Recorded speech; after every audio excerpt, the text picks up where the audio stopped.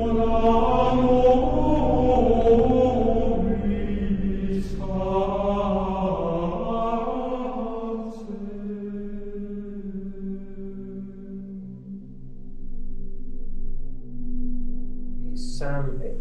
typical night is almost like a normal paranormal investigation, except for we've had to remove certain aspects so people get more experiences out of it. So we do more sort of hands-on experimentation for your night.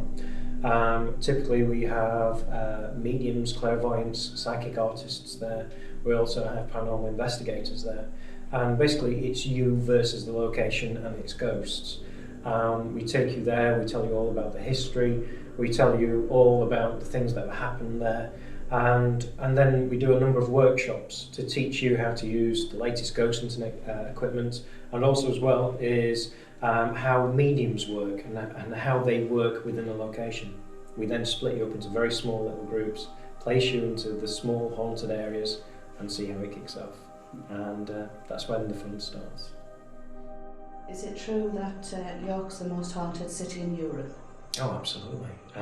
If you look at the amount of hauntings that occurs within the city centre of York, there's more hauntings and ghost reports per square mile than any other place in the whole of Britain.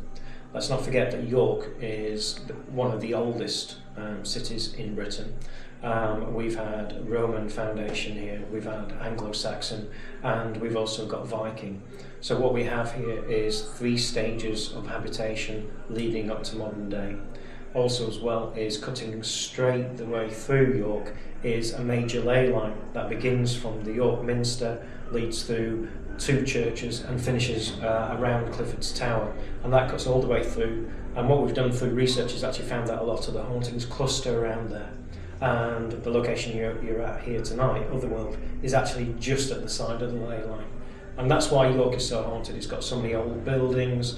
In the 1960s, when all cities were getting funding, York was given nothing. So they had to put up with the old medieval and the Georgian buildings and had to put up with them. And that's why it's all original that you see around you. It is, without a doubt, and I've been investigating for over 20 years, the most active, the most paranormal, and underhyped as well. There's a lot of people, certainly Derby promotes itself as being the dead centre of England, and there's more hauntings, without a doubt. You go in the archives, you find page after page of folklore, of hauntings, and every street's got a tale. What do you think ghosts are? Well, after 20 years of doing this, one thing I would say is most people think ghosts are just recordings, that they appear time and time again, and that's all they are. What you're dealing with is a recording, like the stone tape theory, that sort of thing.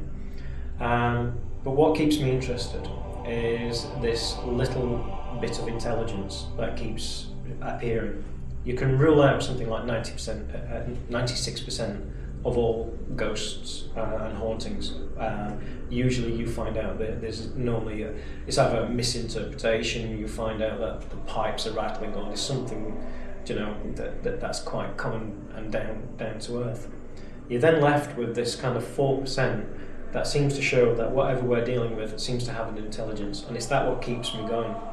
So over the years I've been able to study things, look into sociology, philosophy, into theology as well, and how religion deals with ghosts and hauntings. And I kind of come down on the global consciousness sort of theory. Jung, the philosopher, came out with the theory that around Earth or around in the air there is this consciousness, that everything that you experienced is out there.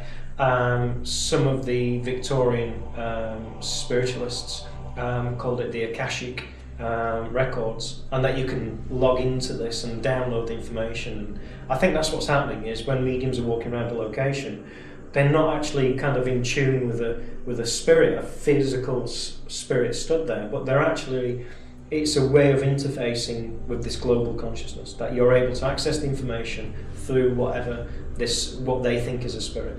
And what causes this is the right conditions. And this is what scientists are trying to do now. And you've got people like Professor Richard Wiseman, who's worked out levels of EMF, humidity, and lighting have a degree of effect on people. And I think there's a lot more as well. And I kind of think that this consciousness, this global consciousness, has some sort of energy to it. And I think the right conditions allow anybody, and I mean anybody at all, can access this and get visions, see a ghost as such, or be able to receive psychic information. It's just a question of being in the right place at the right time and being able to access this information. Can you give some idea of the things that would give false returns, you know, the kind of things that people would mistake for ghosts or spiritual phenomena? Yeah, it's the first thing is you have to look on a psychological point of view, and people will go into a building like this. They will go into a darkened room. They may be stood up for 10 to 25 minutes, and they begin to feel pins and needles. Some people may think, "Ooh, you know, they're getting affected by the energies," and obviously it's levels of the blood and that sort of thing. Normally, the biggest phenomenon that occurs, which people misunderstand, is when they go into an absolute pitch black room and they start to see pinpricks of light and think it's spiritual energy building up. People will also see things like glowing underneath the eyes or mist swirling around, and the colours of the mist depends on the person, depends if they have colour blindness or any short-sightedness. And all of these are just optical effects, because when you stand in a room, the first thing that your eyes do is try to work out exactly where the horizon is.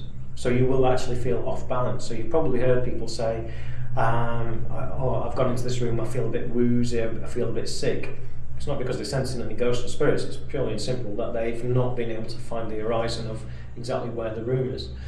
So that tends to happen, and then you get people who are techies who bring along new technology like digital camcorders and digital cameras, so they pick up on things like light anomalies or orbs when they are very easily explained. And it's come to the point now where you've got major camera manufacturers like Fuji and Sony both admitting on their websites that these are actually faults with their camera, that they are caused by airborne particles lit by an intense flash close to the lens, and it's throwing it back as a circular orb. The reason why orbs are circular is because the lens is circular.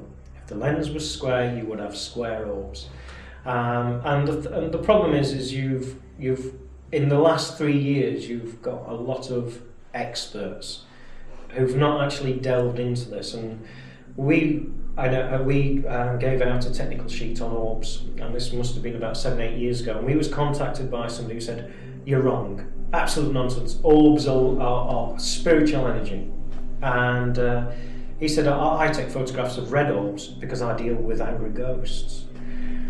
So we visited him at his house, and he came out and met us, and he was wearing a red fleece. And I said, "Do you wear that during your investigations?" And he said, "Yes." I said, "Can I wear that and use your camera and I'll photograph?"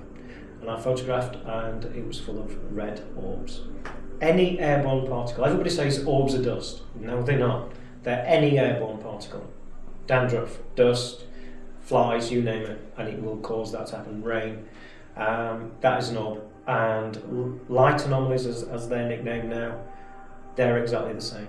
All it is that you have an intense light source, an ultraviolet torch very close to the lens. That lights up any airborne particles, and because the lens is so small and it's filming at such a wide angle, it looks like these light anomalies are flying backwards and forwards at intense speeds. Well, they're not. They're just travelling in front of a small lens, and that's all it is. So we can accurately say orbs, light anomalies are not a part of what we do. A paranormal investigator will get past that and start using the equipment and getting involved and working out how a ghost affects the environment, because that's what a ghost is. It's an environmental phenomenon that affects the environment around you. Okay, that's the false side of things.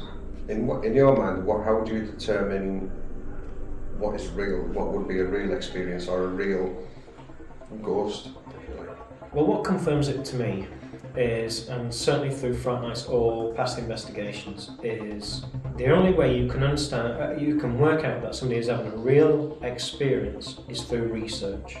And I've taken people to locations and they have repeated experiences. So we bring another 25 people or whatever to a location, and you will get people having the same experience in the same area, and it will defy what the parapsychologists will determine as being the ideal ghost sort of location. So what I mean by that is a room that's lit quite lightly, the floors are very even. That normally shouldn't trigger a ghost experience, and yet there's certainly a place like Alton Towers where there's one of the rooms which is fairly well lit. It's not known for any ghostly phenomena, but people keep having this experience there. And I think when you start to get people over a period of 3 or 4 years having the same experience, then you kind of think, hang on a minute, there's a pattern here, there must be a reasoning. And once you've ruled out things like EMF and humidity and try and work out that sort of side, you're left with the unknown. And I always look for this 4% unknown. The use of equipment is good, but generally is making very, very good notes. Anything that a medium says or somebody who's having an experience, if they're talking about dates, if they're talking about names, get out there and do the research. And that's kind of lacking, you know. That's what people should be doing, is trying to get the historical evidence, which could mean that this person is having a real paranormal experience. When you have things like poltergeist activity or things like that, it's just using common sense, you know. People talk about, well, there's a cold spot in here. Well, why is there a cold spot? Is there lots of windows? Is there a chimney that's open? And you've just got to use your common sense with anything like this. In your mind, what is the most compelling evidence that you've witnessed? I've witnessed a full manifestation of a ghost, and this was at Dudley Castle in 2003. It was about 6:30 in the morning. We had 22 attendees taking part in one of our overnight investigations, and for the final part, it was getting light outside. We decided to do a séance, and we got everybody in a circle and we said, everybody hold hands. The reason why we did that is to make sure that nobody was messing around, you know, throwing stones or anything like that, but it was light enough that you could see everybody. And we were sat there, is there anybody here, is there anything happening? And all of a sudden there was what sounded like a chair scraping across the floor. Everybody looked behind, couldn't see anything. It began to get lighter outside. Is there anything here? Next minute the chair went bang bang. Everybody kind of jumped up. I said, everybody keep holding hands. I wanted to make sure that nobody's faking this. And all of a sudden the chair began to move again and it flipped over. And it was 8 foot behind me. Everybody in the group all saw this happening. It was basically a simple wooden chair. There was nobody near it, there was no bags, it wasn't tipped over. That tipped over, and then there was a sound like somebody opening up a sweet wrapper, but it was coming from an opposite corner, near one of the stone coffins. And out of the coffin was like a swirling mist. And if you rubbed your hand in front of a TV and you get that staticky charge, it looked like that swirling. A number of people said, oh, what's happening? The EMF meters went all to red, so there was an increase in static electricity. I just said, everybody keep calm, don't say anything, just watch, observe, and I'll talk to you later. And it was swirling, and then slowly but surely, a head, and then shoulders appeared, and then a 35-year-old ex-marine jumped up and shouted, switch the torch on, well, you can imagine what he shouted. Somebody switched the torch on, and that was the energy broke. Before anybody talked, I said, everybody, shh, get outside, get a pen and paper, write down what you saw. And they all walked off, didn't confirm, come back, and they all saw the same thing as what I saw. They saw manifest partially the top half of a child aged between 12 and 14, long black hair, a red dress and a white collar. It was highly detailed. It was just like a girl was appearing there, and to me that was one of the most spectacular things to happen. Everybody always has this fallacy that you have to be in small groups or at least by yourself to see a ghost. It's absolute nonsense. We had a good team there that night. We were all relaxed. It was getting early in the morning and it kicked off, and that happened. And I was very impressed with that because we had the correlation with the EMF as well, exactly at the same time. Husband became very, very ill, and we used to go and see the pair of them. I think it was like an auntie or a relation to my mother's side. And she told me something in confidence when I was a teenager, after her husband had died, about what had happened, because she knew I was interested in this kind of thing. The husband had to sleep in the bed, in the living room, on a bed in the living room. And she'd given him some soup in the afternoon, and she'd got to put the soup in there. She heard a knock at the door, didn't know what it was, so she goes to the door, and then she said when she was walking, this is the thing that struck me, when she was walking down the corridor, she saw a figure, and the way that she described the figure was it was composed of, you know, like when you've got no signal on your TV, it's all sort of static and there's lots of dots flying about. There was a figure made of that, if you like. She didn't know what to make of that. She thought she hadn't had enough sleep, or she was hallucinating, or something was wrong, she was ill. So she went to tell her husband, and of course her husband had gone, her husband had passed away, and you know, she put those two together. It's interesting you mentioned, you know, the sort of static and the... You mentioned two interesting things there. Whereabouts in the country are you from? North East. I thought you were. Interestingly, because obviously I'm from Yorkshire as well, we have the same traditions. Number one, yes, you mentioned the static figure, which is very similar to what people experience just before a full manifestation occurs. But secondly, you mentioned something quite interesting which you may not have picked up on, but certainly in North Yorkshire and in the North East, there's a tradition that if somebody is on their deathbed or whatever, you don't open a window or open a door. And usually what happens is there's a thing called death calling, and there's somebody opens the door, you've let the soul out. And that is interesting when you said that, because I thought, and that's what's going to happen. I didn't, you know, this is just something that she related to me. I mean, I haven't even told her. There's actually stories of kind of farmers' wives shutting all the sort of shutting the shutters, shutting the doors to keep them alive. And there's always a little girl who opens the back door, and that's it. But yeah, the static electricity, and you know, that's the thing that's stuck in my mind, because you know, I can understand possibly the distress in time like that. I would imagine somebody would say the typical looked a bit like a sheet or something like this kind of thing, but it was the sort of imagery that she described. It's you've heard the old saying of your hair standing on end, and the reason why your hair is standing on end when there's a ghost there is because of the static electricity, the increase in static electricity. Sometimes it can be extremely high levels, like what your auntie saw, or it can be just a little low level sort of movement. A gentleman called Victor Tandy actually looked into levels of electricity, and also Albert Budden, and he created something called the poltergeist machine, and using static electricity he was able to move items around a table. I actually investigated a case in which a single mother moved into a new house, and every 7:30 to 8 o'clock it kicked off, and you would have knives and forks flying across the room, your classic sort of poltergeist activity, always between 7:30 and 8. We went there and the EMFs were off the scale, and we couldn't work out what it was. In fact, it was illegally high. It was almost like the house was polluted by EMFs, as high as putting a mobile phone to your ear. And we decided to talk to the next door neighbours. We said, who lives next door? Well, it's an old couple, we think, we've never seen them. Went to the other side, and they said they'd never had any activity. We actually found out that in the middle of this terrace houses, the old couple never existed.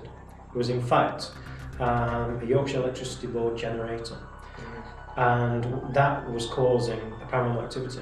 Why between 7:30 and 8 did it kick off? Because that's when everybody watches Coronation Street. They flicked the switch, increased the electricity, she caught, and she had the poltergeist activity. So we know that static electricity is sometimes involved, not all the time, but sometimes. Are there many cases of smells triggering either sighting or experience, or the experience triggering a smell? Yeah, I mean, there's always the classic case of where people smell lavender or Parma violets, and I think it must be. I don't think people are actually smelling that perfume. I think it must be a reaction to the energy. Like, do you know, earth lights, which is caused by seismic activity, and you get these balls of light appearing. When an earth light appears, people smell sulphur. And in the olden days, they used to think it was an appearance of Lucifer, Satan, that sort of thing, because of the sulphur. I think when people are smelling things like lavender, Parma violets, sweet perfume, it's a reaction to the ghost. I don't think it's actually, if you look into any of the stories where apparently there's a perfumed lady, the person in question usually isn't a very perfumed person anyway. And certainly in the Georgian times or medieval times, they didn't used to walk around wearing perfume. But smell is something that always happens within ghost phenomena. Is it always? Oh yeah, you at Woodchester Mansion, you get the smell of blood, and how you can differentiate between the dusty smell of Woodchester Mansion and blood is that you get a metallic taste in your mouth, and that's when people get a little bit freaked out. So yeah, it's interesting. I wonder if this is tied in with physiology, because you know they say people just before strokes can smell burning hair, this kind of thing. Yeah. So I wonder if it's some kind of tuning into. Well, people who have brain tumours, they can have absolute different tastes. They can suddenly taste steak and ale pie or whatever, and it must be some sort of reaction with whatever we're dealing with. Maybe it is EMF levels, and it is causing them to smell that sort of thing. And I had an experience when I was younger, and nobody could explain it. My parents just said they were scientific and skeptical, and they just kind of said people who see ghosts just are highly imaginative, and that's it. But then I began to talk to other members of the family, and they said that they'd had experiences. So something switched on in my brain, and I thought, right, okay, then I'll go to the library, and all what was there was the ghosts of Hampshire, the ghosts of this, and I thought, oh, I'm just reading more stories. So I tried to tackle it from different angles. So I first looked into sort of the origins of ghosts and looked into some of the facts about ghosts. Most people don't realise that that before 1838, and it's been narrowed down now to a specific day, before that day, any ghosts that were seen, and you can double check this, were always friends or family that came back to tell a message or to give some sort of revengeance. After that day, ghosts changed. People began to see Roman soldiers. People began to see all the historical characters. And there's one reason why, and that's the education system was kicked into place. And what you have there is a change of perception by people. They begin to get educated, and then all of a sudden they're interpreting the energy, EMF, whatever you want to call it, and they were suddenly seeing historic ghosts, and the whole facet of ghosts had actually changed. And then I looked into the religious side, and to cut a long story short, I ended up falling onto Carl Jung, and it was basically through UFO investigation, because Jung at the end of his life began to look into UFOs and flying saucers, and he was also talking about ghosts and this global consciousness theory, and basically I've gone into investigate how global consciousness works, and I think I'm an advocate of that. I think it could explain a lot of the sightings that occur. This whole idea of that around us is this knowledge that anybody can tap into, and it quite excites me, to be honest, because I think if you can train yourself to access this knowledge and maybe dig into it, and maybe this is where inspiration comes from, maybe this is where things like psychic questing, where people get historical information that they dig up, and it's an interesting area of science that unfortunately is swamped at the moment by people who think they know what they're talking about, with attaching quantum physics to it, and it's well worth anybody getting involved into that sort of investigation. People like the Global Consciousness Project, Nordic Sciences, they're worth checking out to see what kind of research they're doing and how it applies to paranormal investigation.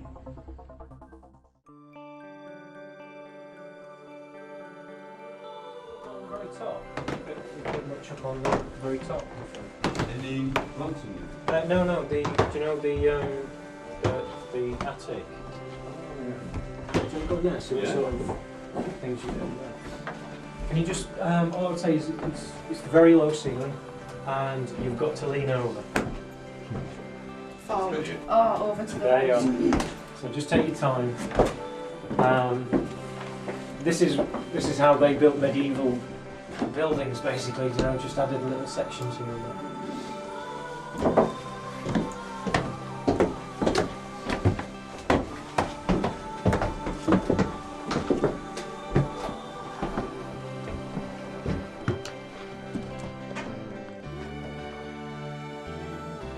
I find sometimes if I walk them down a bit, I tend to pick up a bit more. So this is the attic room? Yes, it's the attic directly on. It's one of the original parts as well. I feel in this room, I get an impression that there was a bed here. It was like a really old wooden bed, straw mattress type of thing. Right. That's in this corner. Are you seeing like a vision of the room? So it's like what the room was laid out of. You're not like picking up on a single figure character, or you're just picking on what the room's like. What the room's like, I was concentrating on this bed, Right. but now I'm getting child.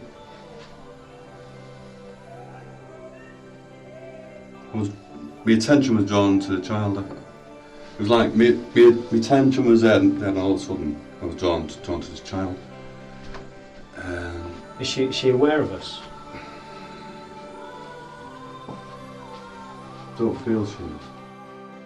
Over this way? Yep, over in that corner. She's blonde. Because sometimes children relate more to females.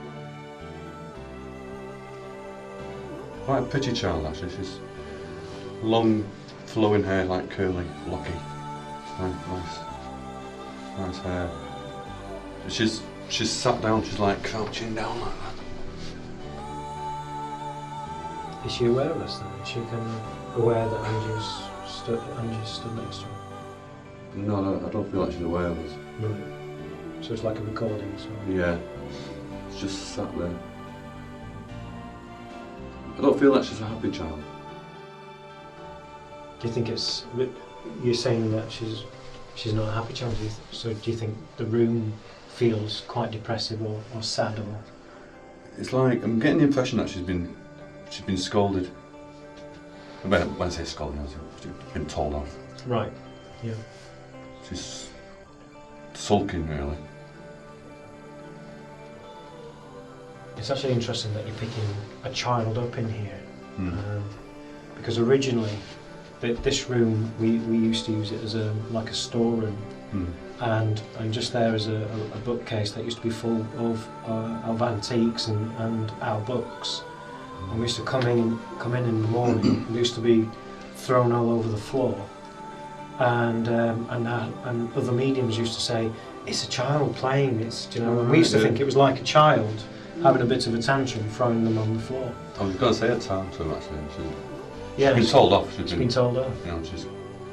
So it does tie in with the history then? It absolutely does, yeah, because not only does it tie in with the experiences we've had here, but yeah, it kind of, this is one of the original parts of the building, built from the early 1400s. So there would have been families on each floor, and this would have been utilised by a family. But it's interesting we got the child, especially next to the bookcase as well, because then obviously we're stood in the dark, you can't tell there's a bookcase there. Yeah. I don't know why, but that bed is really strong now. There must be an emphasis on the bed. Must be I wonder if it ties in with what are you picking up on her. Do you think the child may have been ill or something like that, maybe bedridden or... Yeah, she's not ill, she's just been told off. Or maybe she's been sent to her room because she's naughty, things like that. Could be. Typical child pulling all the books off the bookcase and whipping Then them going out. to bed to sulk. Yeah, she's just been scolded, that's all really. Can't get what this connection with this bed is, it's so strong.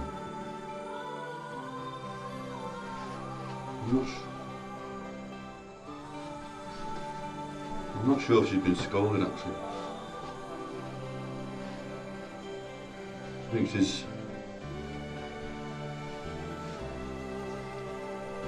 I think this is a child's bed, and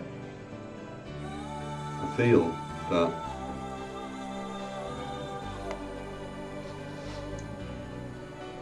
whatever's going on over there, where she's knocked off the books, as she said, is because she's more upset. Right. Do you get any names at all? Or, well, do you get any idea of a name? Or How old she is. Age, I'd say about 8. I feel she may have been abused. But this is a recording, isn't it? It's not kind of, she's not trapped here or anything. It makes me feel like, I feel she's been abused because I'm getting such a strong connection here with the bed. Yep. And I'm just picking up that she's so upset over there and she's like whacking things about. Is the floor vibrating?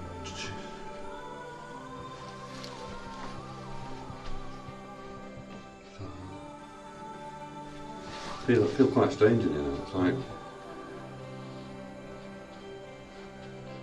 you feel really anxious and it's quite quivery.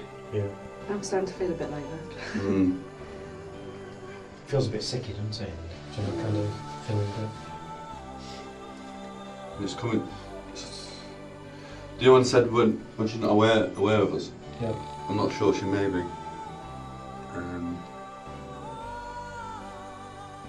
Because as he said, I'm picking stuff up now, so she must be aware of us.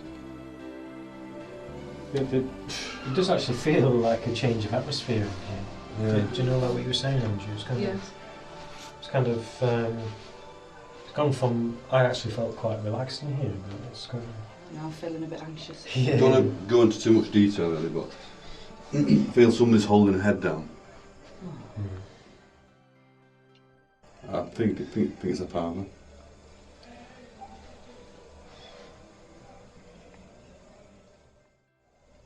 She's holding her head down. She's got her face down. She's holding her head down. But he's obviously doing things that I don't want to talk about really. I'm getting a link actually. There's a chap that we picked up on before downstairs. And it's a very tall chap, very broad, and we was having a chat about this before. And he's got sideburns that are very chiselled, and he doesn't like women. This is a Victorian gentleman that you've Picked up before, yeah.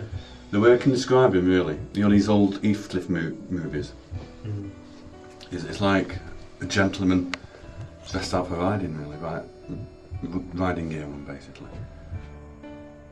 And he's got a very, very thin cane. And he's used the cane in the past for hitting people with. And you think it's him up here? I'm thinking I feel he's got something to do with his little girl. Right.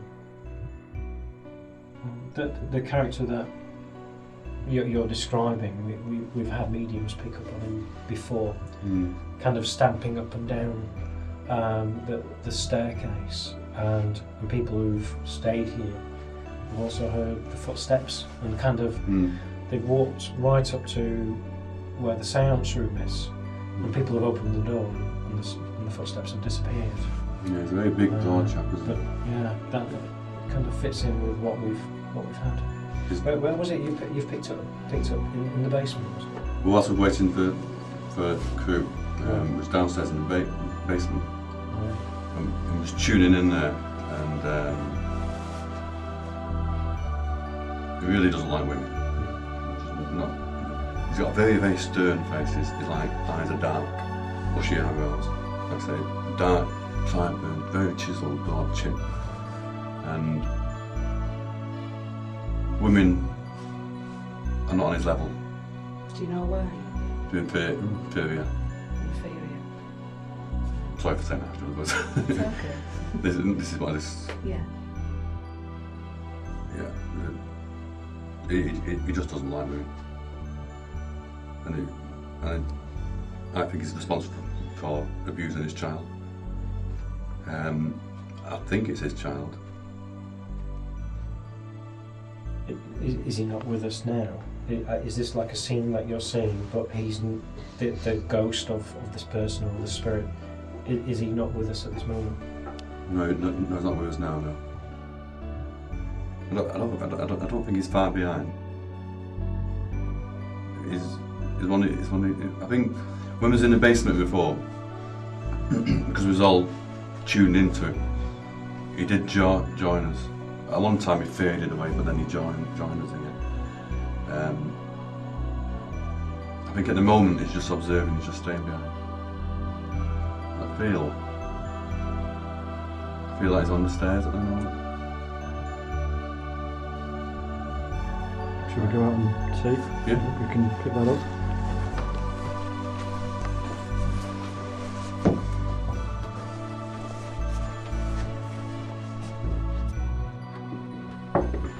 It's changed down there now. Yeah. But the atmosphere's getting more electric. Do you sense that? It's like the building's changed from when we were in here earlier.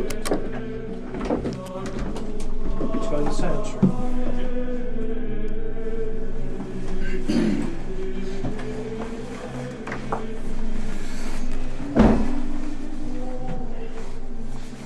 How do you feel in your mouth? I feel it's electric in it. Feel anxious? Yeah, I do, yeah. Kind of,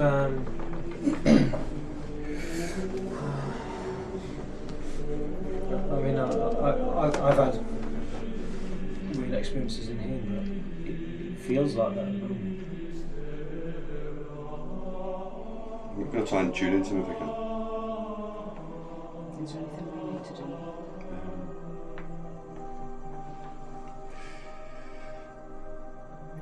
It helps. Sometimes, it helps with your whole hand. Should we join your fingertips on the table? Yes, that's a good idea. Your fingertips. Is that dark?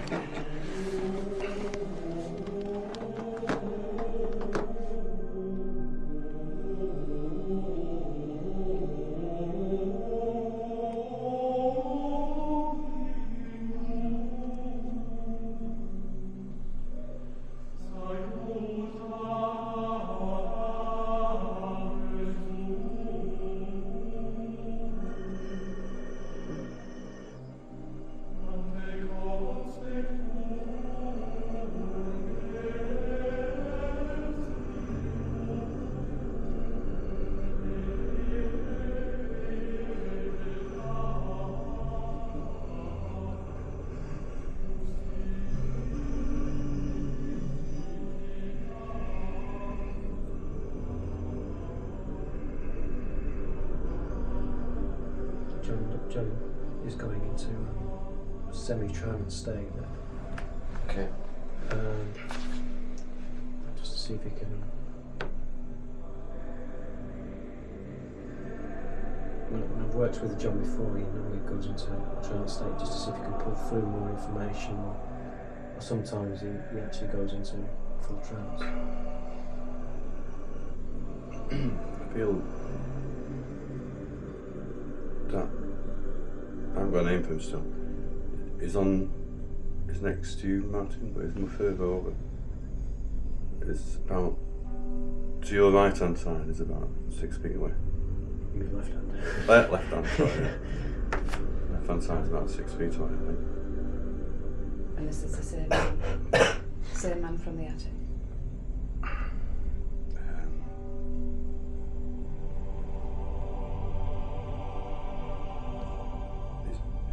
I can't see his his outline at the moment. I can see he is a big man.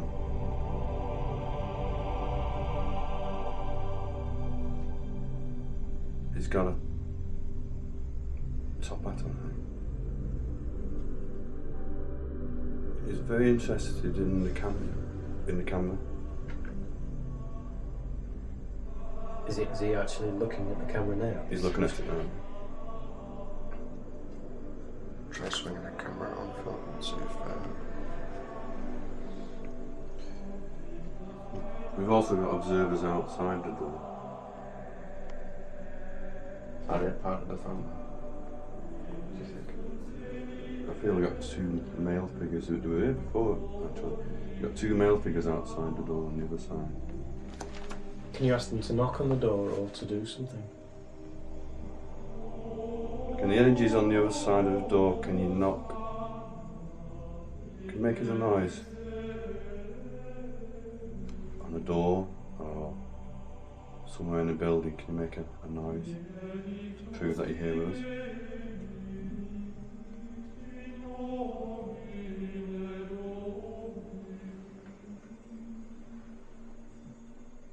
Can you make a tapping noise?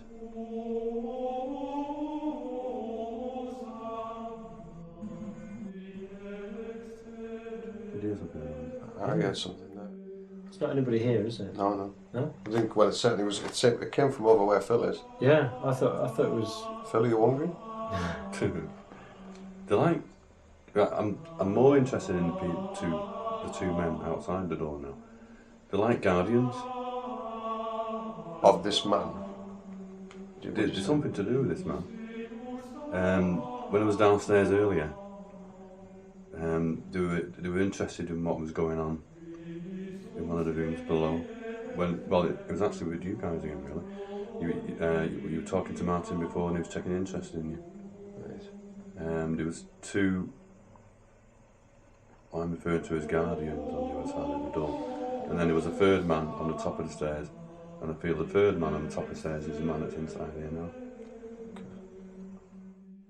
As I'm looking now across the room, I can see a lot of energy moving. There's a lot of energy in this room now. There's some... I'm getting two people in here now, I think. What do you get, Martin? I'm just getting this kind of build-up of... just feel quite anxious. It's like there's somebody stood behind Philip, like towards the door, because I thought Mike was actually walking around. No, I was just stood at the door, didn't want to get away from the camera. I actually thought you were stood over there next to Martin. Yeah, I did, because I could hear him walking around, and I thought, what's he doing? Do you know, I thought, I didn't know if he was sitting down or and that's why I said, oh, where are you, Mike? And So you were over near the door? Yeah, I was just with, I didn't want to walk in front of her. I was convinced you were stood over there. Yeah, I was. Over where Martin isn't where you are now, Martin? To the left of Martin. To No, the left, absolutely not. No, I'm not walked over there. That's where I thought you were. I get something building up behind Mike, actually. In this far corner. What kind of thing would that be? Just like an energy kind. It's an energy, it's male energy. Again. We've had this once tonight, actually. Hang on. I feel now that there's an energy building up behind Mike. In the corner. There's a second energy about 6 feet away from Martin's left shoulder. And now I feel like there's only one energy outside the front door where there was two. Outside the door of this room where there was two. So one of those two guardians, as I call them, Is it around? has come to do. I think the one in control is the one next to you, Martin. They work as a team, these three. So you've got three ghosts or spirits, Yeah. and you think that they are aware of not only us, but of each other? Yes. Definitely, yeah. They're working together. I feel that these three are always planning to how they're going to approach you in the next room. They want to follow you all the time, and that they're planning on how they're going to follow you next. Don't ask me why. I think it's because I don't know. It's like they want to be a little bit elusive. Was that behind you, Phil? Mm-hmm. So you're getting three people. You think they're working with each other?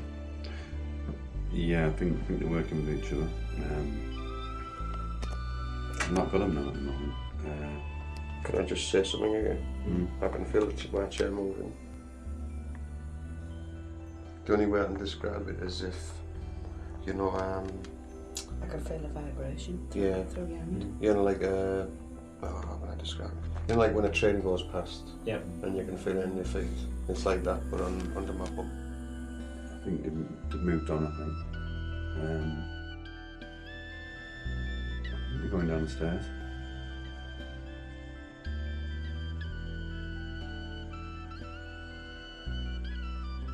You don't feel anybody in here now? Just felt that again. That was more like a thump. Yeah, I felt that through your arm. I don't know. It's starting to build up again, isn't it? I've seen figures going downstairs, but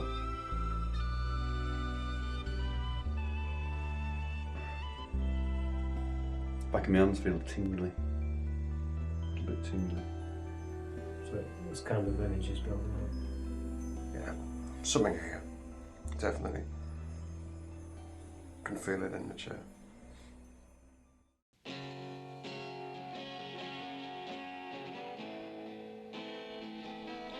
I keep getting a lady who's I think she's seen a lot on the stairs actually. Long dress. It's almost like she's floating down the stairs, you know, because the dress is so long. It was quite strong then that she's holding the hand of a child.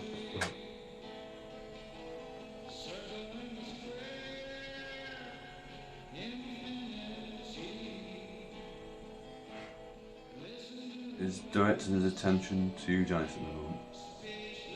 He's looking down at you. He's actually looking down at you, and during he's looking left and right. He's got his stick raised. He's going to give you a good crack behind you. So I was expecting him to do downstairs, just as Martin walked in. I was expecting a crack across my legs. Do you feel like that now that you're going to get hit? Yeah, across my shoulder, I just feel, That's where it's aiming, right across your shoulders. yeah. Well, I'd love to say, but I can't. It's in my height too. He's pointing towards the door actually. He wants us to go. He wants you to go.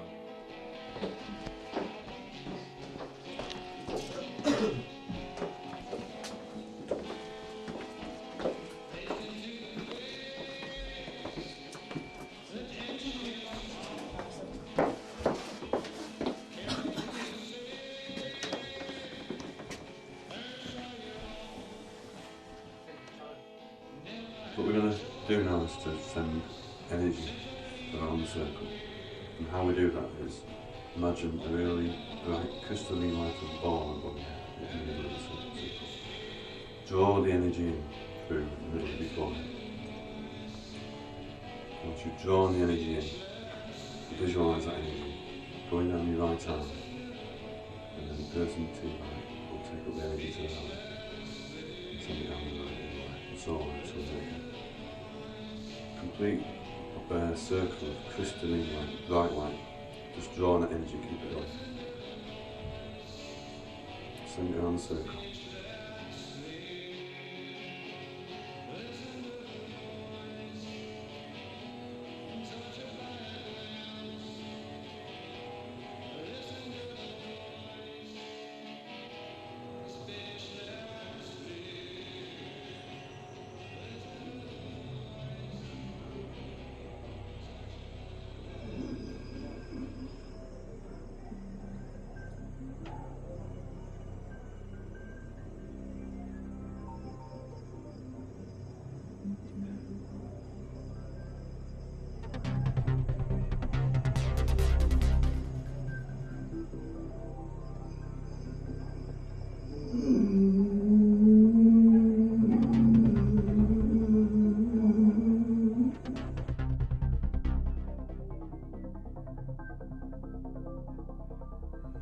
Tell us who you are.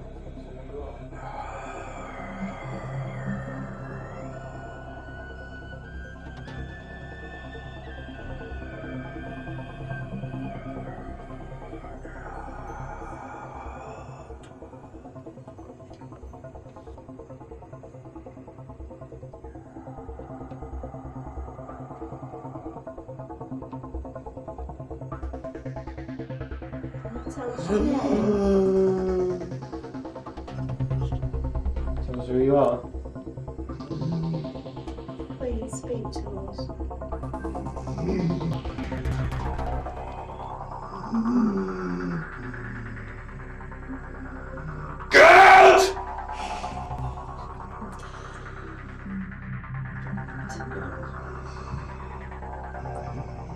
Why do you want us to go?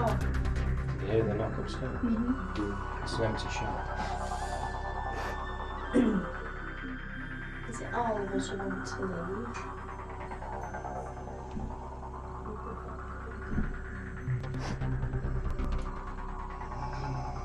Bitches. The women.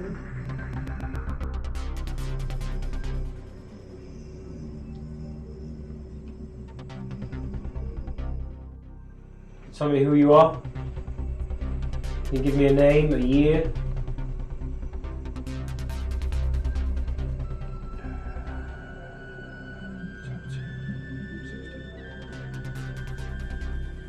And can you tell me what your name is? Joshua.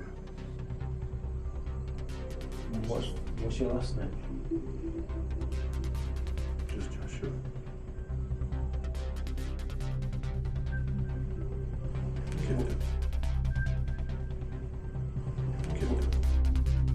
What are you doing in this building? I'm the master. You must have a last name, you must have a surname, family name. Sir to you. Say that again, sorry. Sir. Sir to me, right, okay. What do you do? What's your job? Punish. Say that again. You punish? I punish. I punish. For what? Whatever I please. Are you in charge of staff? Or do you actually own this house? I am the master. What was it you punish? The big bitches. What do you do to the men? Gatherings. Gatherings, yeah. What you organise things, or you? I'm the master. Sir to you. Is it Master Mason? Yeah. Are you a master mason? Is that what you are?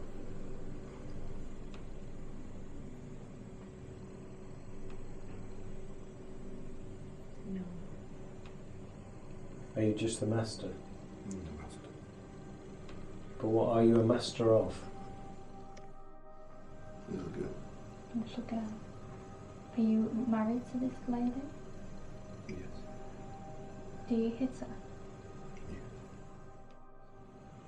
And why do you make her cry? Because I'm the master. Yeah, but just because you're the master, you shouldn't hit women. You're inferior. The Brotherhood. The Brotherhood.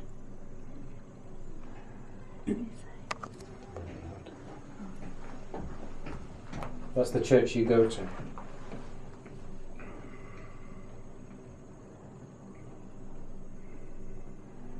Can you tell us anything about it? Pleasure. Pleasure. Can you tell us what you do there? Secret. Does it involve women?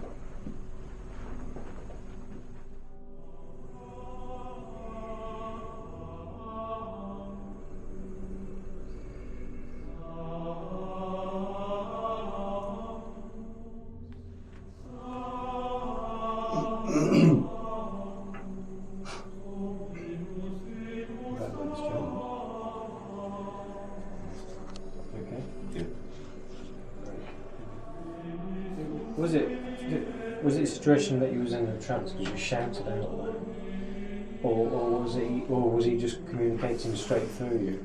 It was more straight through me really, but it was like fluctuating really. It started deep.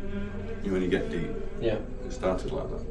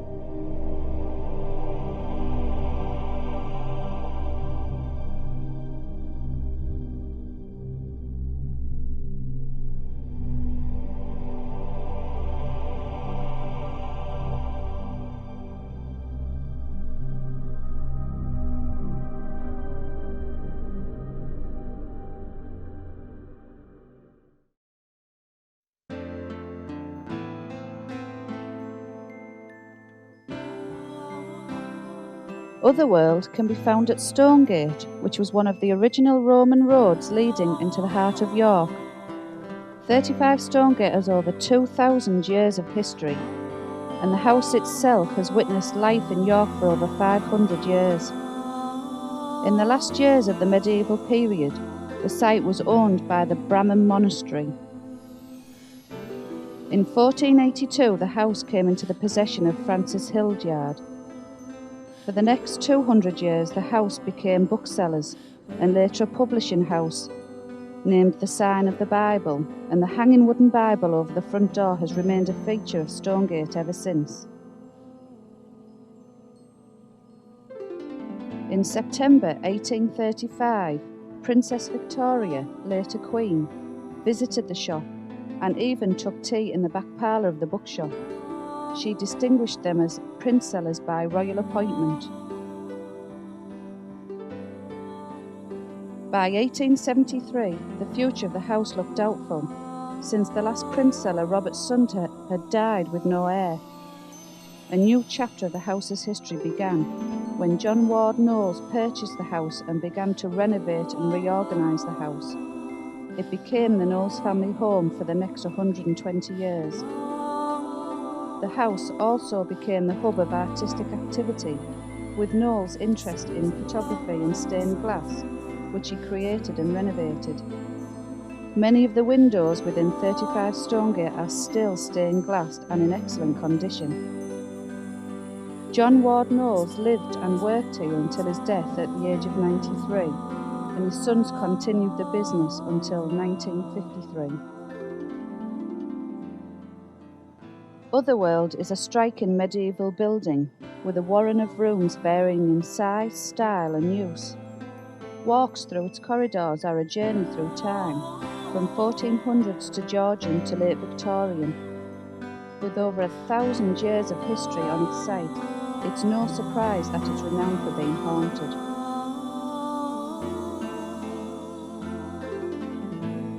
The house stands on a site that has been continuously occupied since 71 AD. It's a timber frame construction over 6 centuries old, which boasts an impressive number of original features, including beautiful beams and rooms of oak panelling. Prior to being acquired for its present use, it was in the hands of a family of artisans who had owned it for over 120 years, and full of stunning examples of decorative stained glass and includes an intact Victorian hand-painted ceiling. A shadowy spiral staircase creaks up the 3 floors. Passages, dimly lit by light filtering through square windows, open off it. Lining them are dark wooden doors. Through these doors are dark rooms, and through those rooms further dark rooms and even more dim passages. It's a warren of a building which seems to extend backwards forever into the dark heart of York's history. There has been proven habitation of over 1,000 years on the site of the other world, and the current house has been standing since 1482. With that amount of history, it was bound to have a few restless spirits.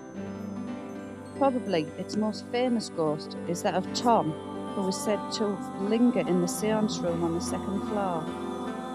Fright Nights medium Ian Doherty described Tom as a tall man who was attired totally in black, wearing a hat and running a knotted leather cord between his hands. There was a lot of secrecy surrounding this man, and a connection with the number 13. The atmosphere changed markedly, so much in fact, that a member of the group insisted that the lights be turned on as they were scared. Jonathan Kaner took over the building in 1999. During an interview with This Is York website, it was stated, initially, after buying the building, he was aware only of a handful of ghosts, a couple in one of the back rooms and a distraught lady who used to hang around in the kitchen, and there was a male presence that 1 or 2 people had seen. Then Jonathan began to renovate the old building. This involved digging in the foundations. The workmen must have disturbed something. Jonathan said it was like Piccadilly Circus. Suddenly we couldn't move for spectral figures. To date there have been over 14 different ghosts reported by mediums, psychics and attendees during events. They range from a balding monk in the lantern room to an elegant Georgian lady seen in the dining room, and in the seance room there have been 6 accounts of poltergeist activity and 2 manifestations. To date, there have been over 14 different ghosts reported by mediums, psychics and attendees during events. They range from a balding monk in the lantern room to an elegant Georgian lady seen in the dining room, and in the seance room there have been 6 accounts of poltergeist activity and 2 manifestations.